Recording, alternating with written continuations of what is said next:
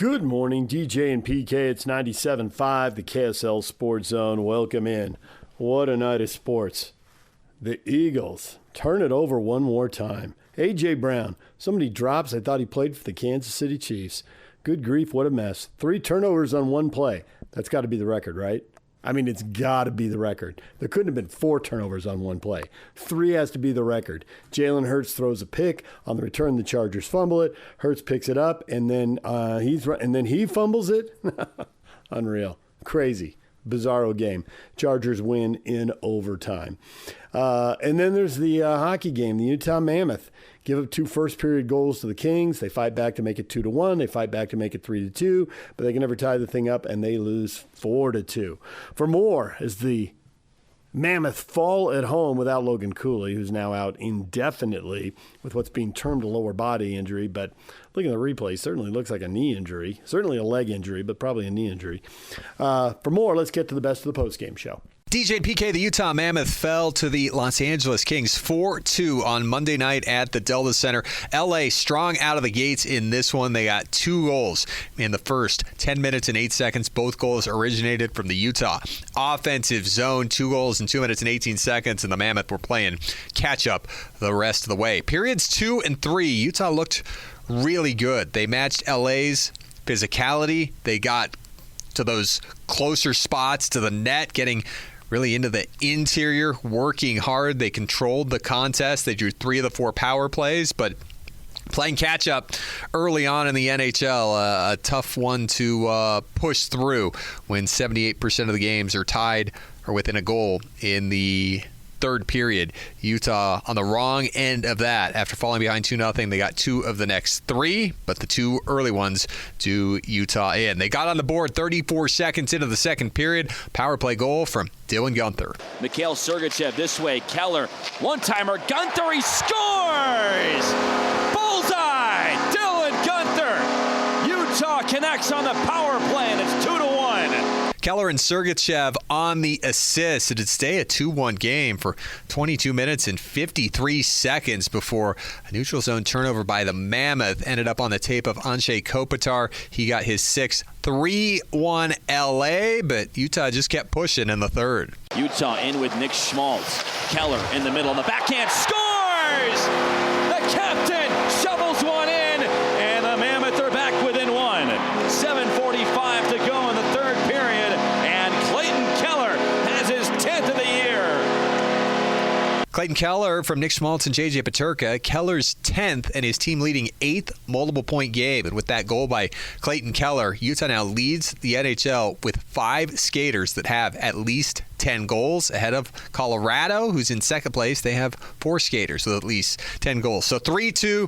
LA, though, gets an empty netter. Got a bounce, and Joel Armia pushed it home. So the Mammoth opened the homestand, falling by a count of 4-2. They'll be in action on Wednesday to take on the defending Stanley Cup champion Florida Panthers. Again, a franchise record 32 hits for the Mammoth in the game on Monday night, led by Jack McBain. Here's what head coach Andre Tourigny thought after this one. I think we obviously we didn't have the start we were hoping for and we needed against that kind of team. Was tough to create offense. I like the way we play in the second and the third. I think we compete really hard, and effort was there, the focus was there, but unfortunately, when you have that kind of a start, I often repeat in front of you that it's a one-goal game all the time, so you cannot give any free opportunity to your opponent, and I didn't like our start, and like I said, a really good second and third.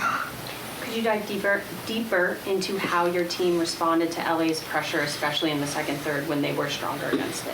Yeah, I think what LA does really good is counterattack. If you mismanage the puck or if you force plays, they counterattack, and they in the first period we definitively give them too much space. You know, we let them take the medal on their rush, so they had too many entries. I think after guys adjust well and did a really good job at it, but it's.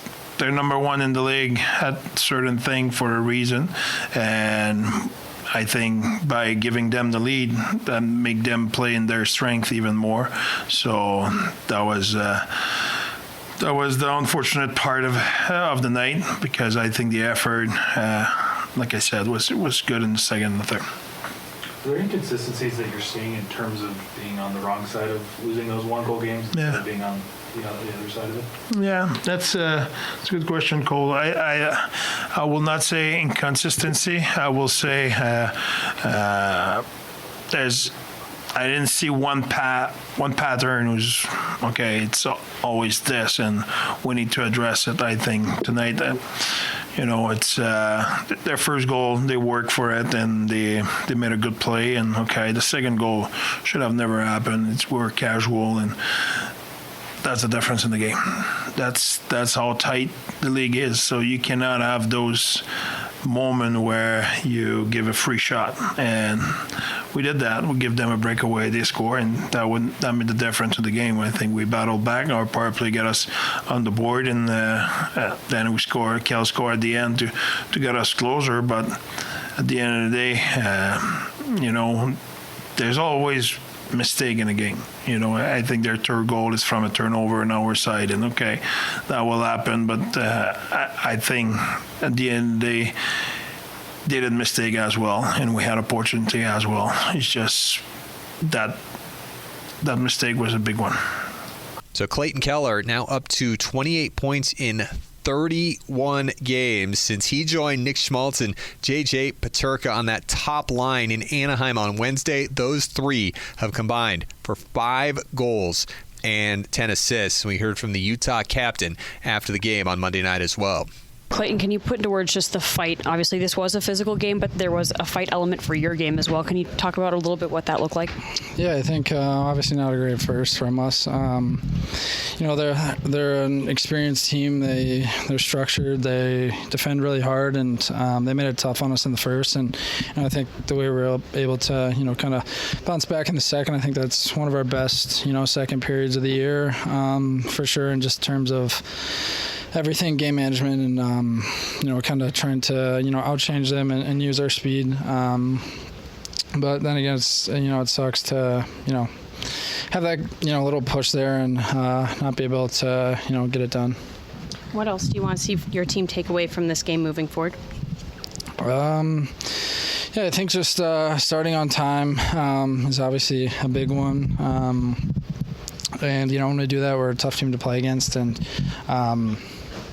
I think that's the main thing from us. We know we have to do each night. The coaches do a great job, kind of telling us how we have to play, and how we can kind of break them down and have success. And I think our execution was a little sloppy tonight, but as the game went on, I think it got a little bit better. Brandon Tanev, nicknamed Turbo, didn't play Wednesday, Friday, or Saturday last week. He was healthy, not in the lineup, but he was back on Monday night. He had a goal disallowed in the first period that would have made it 2-1. He was offside on a stretch pass ahead from Nate Schmidt. Only way he could have gathered the puck, unfortunately, just didn't quite line up with the blue line goal taken off the board. But a nice game for Brandon Tanev in his return to the lineup for Utah. In the contest on Monday night, he laid down 3 hits, but really set the tone with Liam O'Brien and Brandon Tanev, and we heard from Turbo after the game. What do you want to see from your team moving forward from this game? Yeah, I think we understood that that wasn't our best night, even though we fought and clawed at the end there. But that's a good hockey team. But at the end of the day, we need to understand what makes us successful. I think work on that in practice, and then we're eager to get back to you for the next one. It seemed like you had a little extra pep in your step. Was that from the extra energy from not playing the last couple, or is that something to prove there? No, I think it's just playing my game. Energy, physicality. Unfortunately, the goal called back is a great pass by Nate. But at the end of the day, it's just my goal, my identity. I've got to stick to it, and try to do that tonight. Just 2 goals over the last 2 games for this team. What do you guys need to do differently offensively? Yeah, I think just shooting more pucks. Getting into the goaltender's eyes.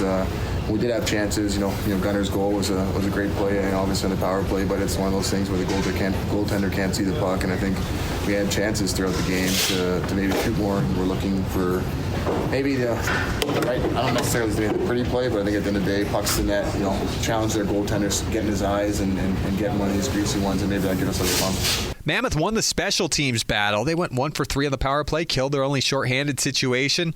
So nice job there. Drew 3 straight power plays after an early shorthanded situation.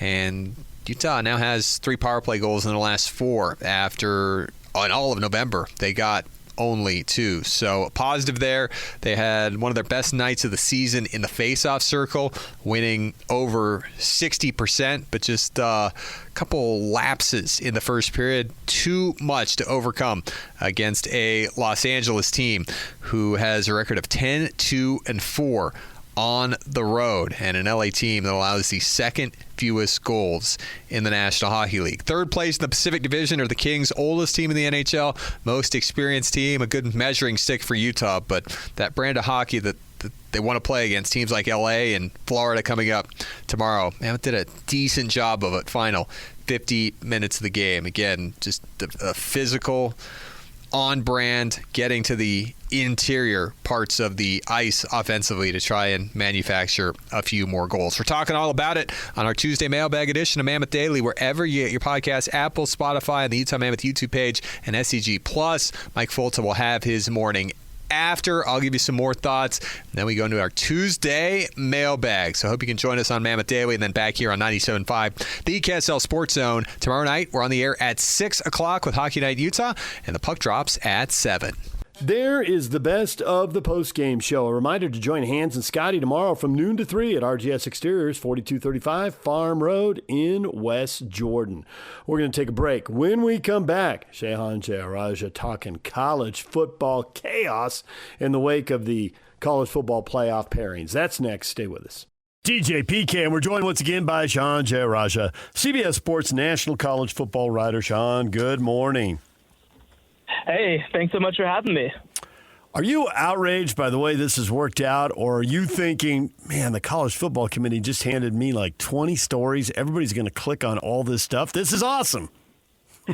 Well, first of all, I don't get paid by the click, so trust me, I don't want to write about all this boring stuff, to be honest. So, no, I mean, look, I think that the way that it was handled by the committee was ridiculous. I think that when you look at Notre Dame being 2 spots ahead of Miami heading into that final week of the conference championships, and then be flipped when absolutely nothing has changed, I think that that's absurd. And they can make the case that, well, we just didn't think that they were comparable until they were right next to each other. Look, that's not how any of this works. There are multiple teams that could be in similar tiers, that could be comparable, that don't necessarily have to be right next to each other in the rankings. Now, I said it on social media, too. I think that Miami should have been ahead of Notre Dame in the first place, but the idea that it changed because BYU lost their conference championship game and was punished when, by the way, Alabama was not punished for losing their game. Again, just the whole way that it was handled to me was just absolutely insane. I think that this was by far the worst communication of any committee that we've ever had. I think that honestly, it's going to be very hard to make the pitch that we should continue to have these weekly rankings heading forward, which obviously I think is sort of an existential thing for the committee. But I mean, the reality is this, is that I think that it comes down to a question of almost integrity at a certain point. Did they just kind of manipulate this stuff so that they could create an entertainment product? If people start believing that, I think that a lot of this becomes at risk. Do you think that the Big Ten's push to have, instead of one conference title game, have 3 play-in games essentially, 1 play 2 for the conference title, and 3 play 6 and 4 play 5 for 2 other berths, and they get 4 automatic berths? That feels more NFL-ish. It takes the committee out of it. It does solve the issue of these 4- and 5-team tiebreakers that we've seen in the ACC this year and the Big 12 last year. Do you think that'll happen now and we'll go to 16 or maybe even 24 teams and they'll just move the bag back again? I think that we're very likely to go to 16 teams. I mean, for me, I really cannot get behind the idea of kind of those, sort of the play-in type game for a couple of reasons. I mean, one, I think that look at this year actually as a great example, right? There are 3 incredibly high quality Big Ten teams, and that's about it.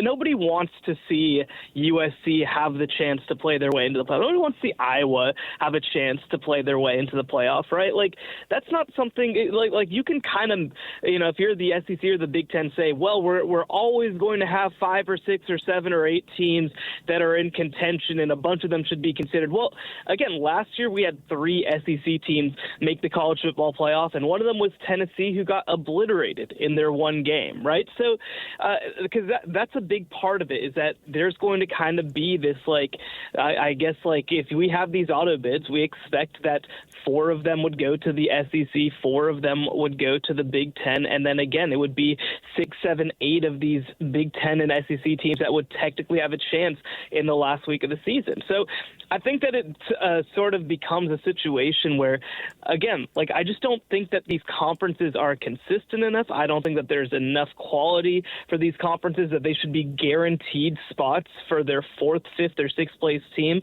And so for me, I mean, that's just a non-starter. I think that ultimately we're going to end up at a 5+11 system. I think we're still going to have the committee. I think that that's not something that's going to change. But again, I mean, I think they're really going to have to try to think about the way that they handle these processes.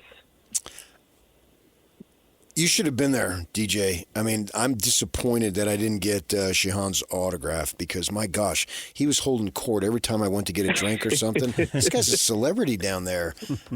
Gee, Manee. Everybody knew him. Everybody wanted to talk to him, shake his hand. I got in line, but I ran out of time. Well, I'll tell you what. I mean, I mentioned this to you down there, right? That I've been around the Big 12 for, since 2013, essentially. And at this point, I feel like I know pretty much everybody coming through. And I'll tell you what, it was a lot of fun to get to cover specifically BYU versus Texas Tech because of all the great relationships that I have at both those places. Obviously, with the staffs and all, but also with the media. BYU obviously has such a fun contingent, and Tech again I've known for a long time. So this is I joked with my wife, man, this is like the Shehan Bowl out there with the amount of people I know. Yeah, that's cool. That's good. It was good to see you. I've seen you before in person, but to see everybody that was wanting to talk to you, I laughed about it, but it was obviously that's your name and have the respect of everybody, and that's cool because I'm sure you worked to earn it. It just wasn't given to you, and I always appreciate people who work hard, and you're right there at the top. One of the things that, to me, this Notre Dame opting out, I put it on we need reform, right? We need change. We need improvement, and I don't want to speak for Notre Dame or speak for the young men, and they're all thinking, oh, great, forget it, we're out of here, this sucks, we're not going to play this game. There might be some people who want to play. But I think that if a team like Notre Dame, which has the stature and the power of just about anybody, can do this, then maybe that might cause some change. So could we see some positive come from it? Well, there's 2 things that I'll say to that, right? One is, look, obviously, they certainly have the right to do what they want. I don't personally love that they kind of pulled out and canceled a bowl game. And by the way, I would have loved to see them play BYU. I would have loved that for both teams to have an opportunity to have a really high-quality game to prove themselves. But, so one, I certainly don't agree with their decision or love their decision. But the other piece of it is that if you're going to do this, then, you have to do this, and granted, I want to be careful with my words because obviously I work for, one of the broadcast networks technically, but if you're going to say that there was collusion or that they were campaigning against you, then sue. I don't know. Do the thing. If you're going to do the thing, don't just kind of sit here and be like, well, we were treated very unfairly and we're not going to participate. But by the way, when the playoff is on that same network next year, we're going to obviously be trying to make it, do it, I don't know. I think that's sort of what I want to see, and maybe we're going to hear more. Pete Pivakwa, the athletic director at Notre Dame, is holding a press conference. I believe it's later today, and maybe he'll talk about some of the steps that they're willing to take. But the other thing too that I want people to understand is that don't cry too hard for little old Notre Dame as well. We got word yesterday from Ross Dellinger at Yahoo Sports that apparently Notre Dame has signed signed a memorandum of understanding that heading forward, starting with the next system, if they are a top 12 team, they're essentially granted an auto bid. They're essentially granted the opportunity to be in, and they would push out an additional at-large team if they were top 12. So if that had existed this year, the last at-large team in the college football playoff would have been left out in favor of Notre Dame, and ironically, it would have been Miami. So there are plenty of ways as well that they managed to stack the system in their favor as well. And so again, my thing at the end of the day is if they, I think, certainly have the power and the stature to make something happen, but if they're going to make something happen, they're going to have to really commit to it, because just opting out of a bowl game and pouting isn't going to make that happen. I know the Big 12 commissioner has said, we want to earn it on the field. But I don't see how the Big 12 is going to be able to earn it on the field, because nobody seems to want to give it to them. With BYU, it was, if you want to get in, you'd better win this game. And then sure enough, they drop, and Alabama gets blown out in pretty much the same fashion, and they don't drop at all. Didn't Tech earn it on the field? Tech did, but BYU as an at-large was held to a different standard. Sure. And so I don't know how, if the standard is going to be all over the map, that just means there is no standard, and I think it's going to be a one-bid league. And I don't really see anything changing. Do you? Yeah, I mean, I think it's a couple things, right? One is I think that not just with BYU, but with kind of everybody left, I think that, I spoke to Chase Roberts, the great wide receiver over there before the season. And, he said basically, we get it. Alabama built up their reputation over the course of multiple years. And I think that that's going to be the case with a lot of the teams and brands in the Big 12 as well. I think that, Arizona State is treated differently because they won the Big 12 and took Texas to double overtime last year. I think that Texas Tech will be seen and treated differently after this year. And I think that that's coming for BYU as well. Now, I wish that it would happen sooner. I think that should have been earned over the course of winning, going 22-4 over the course of 2 years and being a top 15 caliber program both times. But, I think that there are opportunities to continue to build brand. But the thing, sort of the existential issue with the Big 12 is that there isn't the implicit credibility brands in the conference. So, for example, back in the old iteration of the Big 12, Texas and Oklahoma were in the league. And frankly, it didn't really matter whether Texas or Oklahoma were all that good. If you beat them, it was considered a big deal. And that's, I think, the thing that the Big 12 is struggling with having to replace, is that, if BYU beats the crap out of TCU, but TCU has a Longhorn on their helmet, I think people talk about that differently, even though the quality of the team might not be any different. So I think that we're at the early end of them starting to develop some of those brands. Again, I think Arizona State's going to be there. I think that Texas Tech is certainly going to be there after this year, when I also think they might make a deep run in the college football playoff. And I'll say this as well, is that, speaking specifically to BYU, I think that people are going to start to look at them a little bit differently after the way they held off Penn State and after the way that we've heard they're going to infuse some money into their roster. Again, it takes time, and again, does that help the 2026 Big 12? I don't know, but the hope is that it helps the 2029 Big 12. Is what we saw out of Texas Tech going to become regular, giving all the resources that they have? Yeah, so the thing that's going to be interesting is obviously we started to hear to certain extents, right, that teams are per se finding ways to promise money over the salary cap to coaches, right? And that's going to be sort of the big interesting thing, is how is that stuff handled? Now, some of it is obvious in terms of, corporate partnerships and sponsorships and things like that. But, again, this is one place where it's going to be really interesting, is that, I was talking, actually, I think with your producer, Jake Hatch, over at Big 12 Championship. And, one thing that we talked about is, in some ways, great to be a brand like BYU because, like, you have all these obvious partnerships that you already have. Well, it's going to be interesting at Texas Tech where, again, like, you know, West Texas is all in on Texas Tech, but I do think that it makes it a little more complicated in terms of finding corporate partners that same way. But I do think that they're very forward-thinking. That's what it is at the end of the day. They're going to find a way, I think, to be competitive. They're going to find a way to be at the top of their conference. And one thing that Joey McGuire, their coach, told me before the season is we feel like we have everything to sell at this place, that this is this perfect place, perfect resources, great coaching staff, and the only thing that we don't have to sell are trophies. And now they've got one. And I think that that's going to be a huge deal for anybody coming into that program. Shehan Jeyarajah joining us, CBS Sports national college football writer.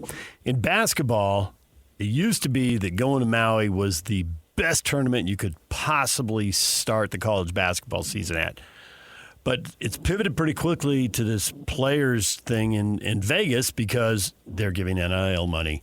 And it's gone from 6 teams to 18. Apparently it's going to 32. Do you think this is going to happen in football? Some city that's based, has a big tourist economy and has an NFL dome, Atlanta, Dallas, Las Vegas, L.A. You can run down a list of places. Do you think we're going to see that putting together big marquee season opening games and essentially paying the players? Because that's what's happened in college hoops. I can't believe that some AD who's got a college basketball team isn't going to think this is going to work for football. It would work for football, wouldn't it? Well, and actually, I'll tell you that there is a version of this happening next year. Auburn decided to move their season opener against Baylor to Atlanta, and part of it is apparently outside NIL opportunities for their players. So this is a thing that is happening already that I think will slowly continue to happen. And we've had versions of this, with like sort of the Chick-fil-A kickoff type games and all this sort of stuff. I think this is a way to try to regain some relevance, I guess you'd say. But I also think that there's stuff in the nature of college basketball that's a little different than football, right? Like, at most, only a handful of teams can sacrifice one game over this, right? Like only one team, let's say, is going to Dublin, right? Like it's not necessarily something where, like you said, 32 teams are all of a sudden going to show up and be able to bank on this one thing. Like I just don't think that that's necessarily realistic with, frankly, the demands of playing football and holding a football game, but. I mean, yeah, I do think that we're going to see maybe more of these kickoff-type games that have direct, sort of player compensation aspects to them. And, for me, certainly, like, we've just gotten now to the point where finally Alabama's playing non-conference games on campuses. I think that's really cool. I really hope that we don't fully lose that in the name of money. And, and not to get on my separate soapbox, but, it is kind of disappointing just big picture how much of college athletics, or really athletics in general these days, is just business, right? Is just how can we maximize revenue? How can we maximize money? And it's almost like to a certain extent the actual sport sometimes takes a backseat to it. Because, again, you mentioned it, Maui was a really, really cool event, sort of a destination event. And, I'm curious if that sort of thing carries forward long term. Well, having covered 4 Maui tournaments back in my newspaper days, I can tell you that was awesome. And to have a company credit card while you're there was even sweeter. Well, I'll tell you what, I will say this, man. The fans out of Utah love to tell the rest of the Big 12 about going to Vegas. So at least this will solve that. Yeah, there you go. Sean, we appreciate it as always. Thanks for joining us. Thank you so much for having me. All right, there's a little college football when we come back. The Utah Jazz. Wow, it has been a bad week. 3 awful performances. Terrible. We'll get to that next. Stay with us. Get the best blankets and gifts ever and save 50% this season with promo code ZONE50. Shop online at MikiCouture.com or visit any of their 6 locations. So the Utah Jazz hit a new low. We knew the losses were coming. That's not a surprise. But my gosh, could you be competitive for 30 seconds, 60 seconds, 2 minutes? Because clearly a quarter is too much to ask. Outscored 41-13 in New York. How does that happen? Well, it's easier if you fall behind 23-0, which they did. And then, all right, where's the bounce back game? And we'll go old school, Jerry Sloan, show me what you're made of. Bounce back like you did after that Houston debacle a week ago. Bounce back and beat Houston the next day. No bounce back. The Thunder, no SGA, didn't have the MVP, didn't matter, 45-20 after one period. Well, the Thunder didn't have 3 starters. An 18-3 run against portions of the Oklahoma City Thunder.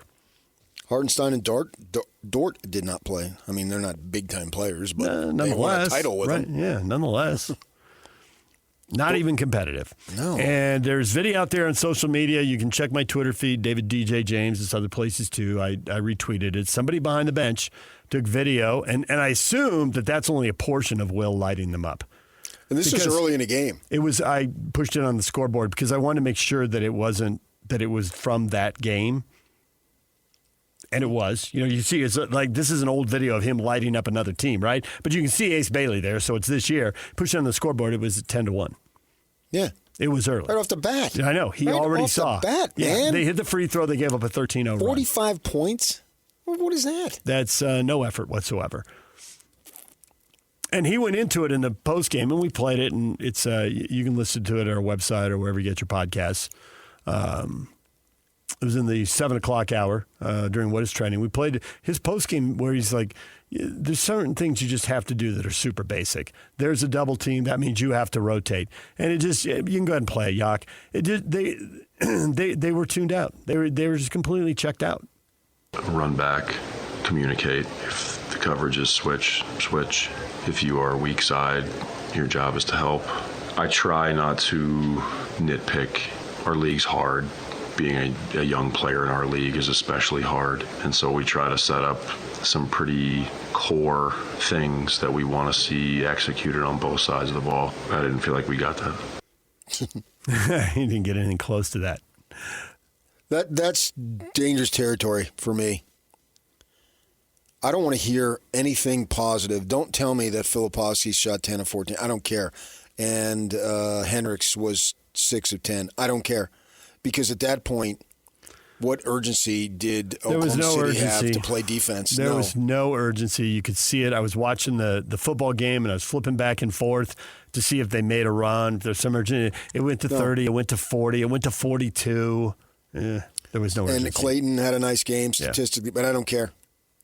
Because there was no intensity by Oklahoma City's standpoint. And when you're up 45-20 and you've barely broken a sweat, and the best thing the Jazz did, their free throw defense was incredible because Oklahoma City shot 58% from the floor, 50% from 3, and 44% from the free throw line. So the free throw defense was excellent. Maybe that's why they were celebrating with the smoke. There was a smoke machine malfunctioning. They finally fixed that by unplugging. That was embarrassing. By unplugging it. I was embarrassed for the franchise. There's a 14-minute delay because the clock didn't work and the scoreboard didn't work. I mean, nothing. So essentially it's turned into a pickup game. But it was so out of hand. I was like, should have called the game. Just get on with it. Just call, do what they do. Call out the score, run the clock. So what? It's a 40-point game. You're not going to win. That couldn't have been a fun time for fans. No, the place sounded dead. It sounded absolutely dead. Yeah. I thought that it's so bad that not only does Delta Center not want to be known as Delta Center or the Delta Center, they don't want to be known as Delta Center anymore. Just the Airline Center. Just call it Airline Center. Delta, don't drag us into this. Right. Insert airline here, center. Yeah. Don't drag us into this. That's the next game at Airline Center. Yeah, they don't want their name associated with that. That was bad. I just wonder how much of this is because they've got a bunch of young guys. They're not really expected to win. They're not held accountable. No. I think Who's not held accountable? The players. They just Hardy's not holding them accountable? They come back. Well, they come back and they get paid the next day. I think it changes. Everybody does across the league. That never changes. I think it changes when Austin Ainge starts moving guys. That'll inject all the young guys and their friends, and it's good times, and we see all the features in their broadcasts and all that. Okay, well, when your buddies start getting moved and some of them have to go to Europe, that might put some urgency all junior in high stuff. That's just marketing. Jobs get lost, that'll put some urgency into it. I mean, the marketing people got to put on a good spin and make it down home. These are nice guys and all. I get all that, but who cares about that? I don't care. I don't subscribe to that stuff. I'm not interested in learning that. But everybody does it. They're no different, so I don't criticize them for that. Those people are trying to do a job, and that you got to focus on that because you're not going to focus on the competitive nature of the team because there hardly is any.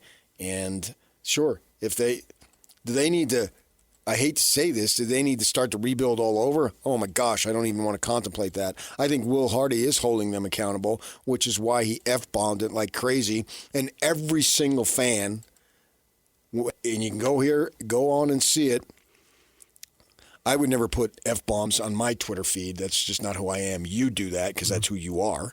And with that in mind, every single fan is, when they watch that, is like, yeah, way to go, Will. I appreciate it. 100%. I mean, he's done nothing but lose. I mean, they tell us he's a great coach, and it's not his fault. I get it. But nevertheless, is he in his 4th year? Mm-hmm. He's done nothing but lose. I know. It's going to take him 20 years to get to 500. If they start to win, they just tell them to sit guys down. Right. And I'm not saying he's a good or bad coach, but nevertheless, his tenure as a head coach has been nothing but losing. But I think he's felt that, and I think he's tempered that because it's part of the job, and it's what but we're in our 4th year now, and you got to tell guys to play hard. No. But I think that's where then the conversation comes with Ainge. It's like, this guy can never be great in this league because this guy doesn't play hard. Then cut him now. Get rid of him today. Let's see what Ainge does. What are we waiting for? I mean, I know Austin, and you know him even better. And this didn't sit well with him. There's no chance it sat well with him. Oh, no. So what's he going to do? That's what I'm saying. Are we going to start the rebuild all over because he's in charge now? Yes and no. He's going to make his own personnel decisions, and I never thought all 9 of these guys would stay.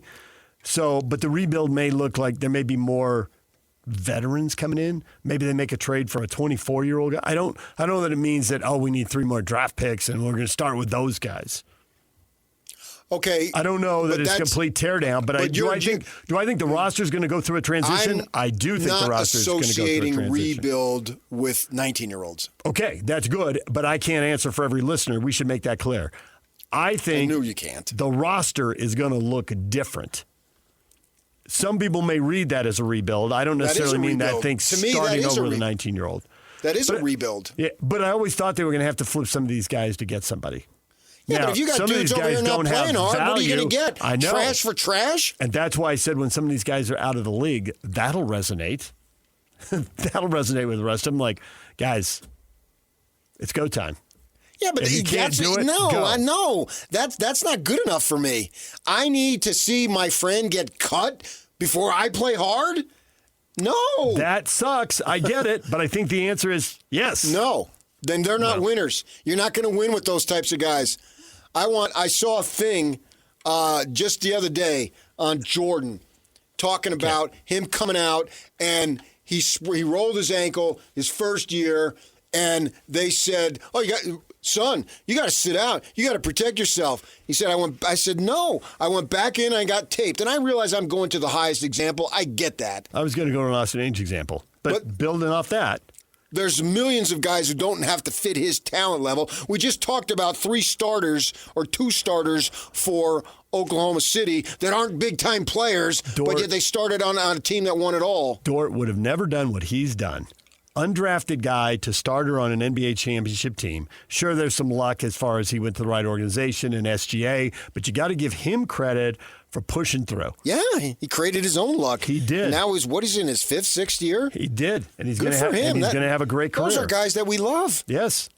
Undersized dude, undrafted, dude, willing to do the dirty work, defend, screen, rebound, whatever. Yeah. It's not like they're running down like, how are we going to get Dort a shot now? I mean, no. That's not how that offense is constructed. I'll take guys like that who are a little less talented. What I want is guys who have it both, just like a Jordan, just like a Kobe, that would be who best, just breathe it and live it and also have awesome skill. The whole objective of every single professional ball player and every dude, man, woman, whomever working is whatever ability you have, get the most out of it. That story you told about Ainge and someone either they doubled off a guy or they fouled him. But anyway, it ended with him looking at a teammate right in front of the guy and going, he can't shoot. Right. He's just totally dismissive. TCU. Austin Ainge, it's so in his basketball DNA with his dad in the NBA and him wanting to be as good as he could be. And he played in college, so he was pretty good. But find the weak link. Find the weak link. You think Austin Ainge isn't sitting there watching Jazz games looking at the young guys trying to figure out who the weak link is? He does it automatically. He can't help himself. Yes. So I do have a level of encouragement that this thing can get going. Yes. And we see these games melt down. Now, there's got to be frustration along the way with how some people perform in practice, but we don't get to know that. That's behind closed doors now. How they interact with the strength and conditioning or the nutrition staff, like who's really dialed in. And Austin is walking around the building and analyzing all of that. And whether it's cutting somebody or trading somebody for not much, we're going to find out. He's not just going to stand pat with this roster. It's not how he's wired. And honestly, the way it's going right now, it's not how most NBA GMs are wired, because you're not going to be an NBA GM for long if you tolerate this for a long time. Because pretty soon the owner who's sitting there, and that's a good thing, local owner goes to games and is emotionally invested, grew up playing junior jazz and all that, he's emotionally invested. He had to hate that. For sure. He had to hate that. And eventually he's going to look at Austin and go, Austin, what are we doing about that? And Austin's going to do something about it. And he may do something about it before he gets asked because he's hating it too. It's a little stunning to me that in multiple games, after the team gave that poor an accounting of itself in New York, that they could come back at home and give that poor accounting of themselves again right from the start. I agree, 1,000%. What is going? Is there something going on we don't know about? What are you guys doing? Do you want to be in the NBA? Because everyone in the NBA, Sloan used to say it all the time, it's been true forever. Everybody in the NBA's got film of every game. Everybody is horrified if you don't rotate on defense, if you just turn your head and watch somebody labor duck. They all make a mental note. I'm not letting that guy sink my career. I got a good gig as a coach, scout, GM, whatever. I'm not letting that guy sink me. Okay. So you're going to run around out there and be that pathetic? You can't give up a 23-0 run. Make it an 18-5 run. Give up an 18-5 run instead of 23-0. Give us something. And they gave us nothing. And that is why Will Hardy went off on him, and that's why Will sounded so dejected in the postgame. You can't tell people to run back on defense hard, but guys jog. I would have them at the practice facility at 8 o'clock this morning.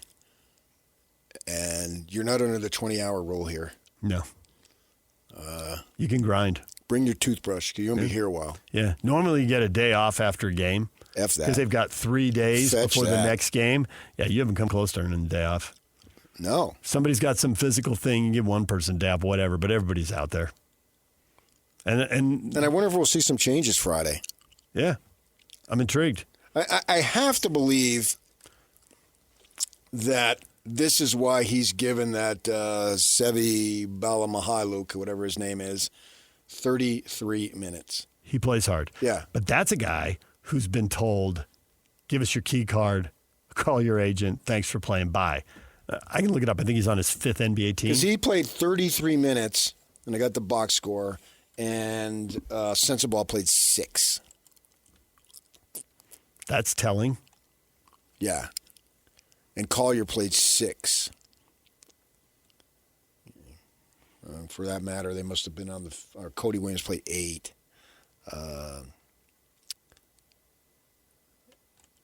That's the only thing I could think of.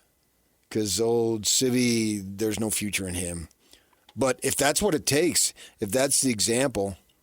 This guy plays hard, so he plays. Then I'm okay with it. You guys are thinking about your next shot, standing still while guys blow by. And Will's been disgusted before, but he disguises it. He says, well, we had a problem with straight line drives. Yeah, you're a statue, and guys are blowing by you. They're not even running an offense. They just dribble past you, get layups and dunks. He has to protect the guys in the 100% media. He does. 100%. And I totally get what he's doing, but I get that when he says that, he's also horrified by what he's seeing. Yeah. And he can't go out and go scorched earth on him. I'm with you 100%. But he can face-to-face. He can face-to-face.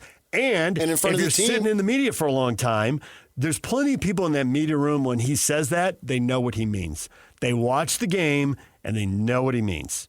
And furthermore, Austin Ainge knows it too. And he's going to make decisions on guys' career.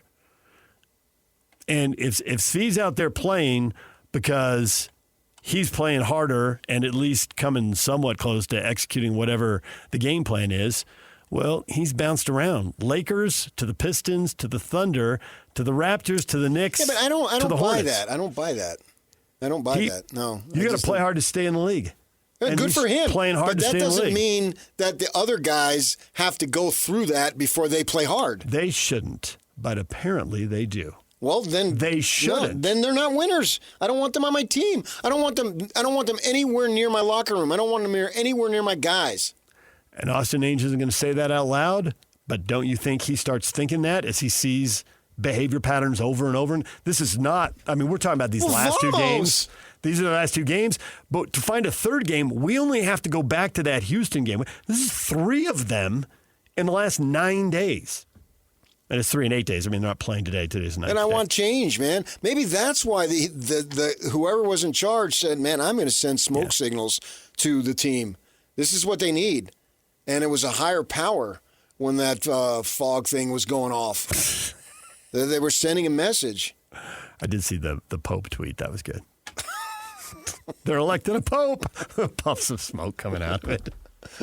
At Airline Arena. That's what I'm going to call it from now on. At Airline Arena. Yeah. So the guy in his 8th team trying to hang in the league is playing hard, and the coach is giving him the minutes. And the first and second and third year guys are playing. You just read their numbers.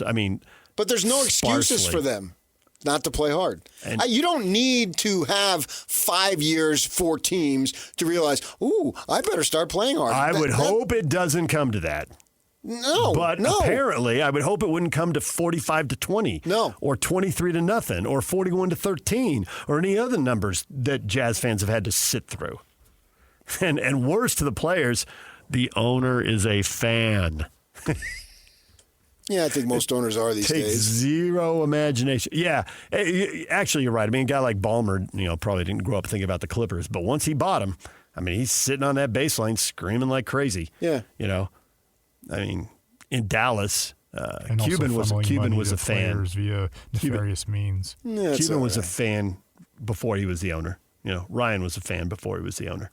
Yeah, I was a fan, and I'll never be the owner. Another true statement. When we come back, what is trending? The headlines are coming up next.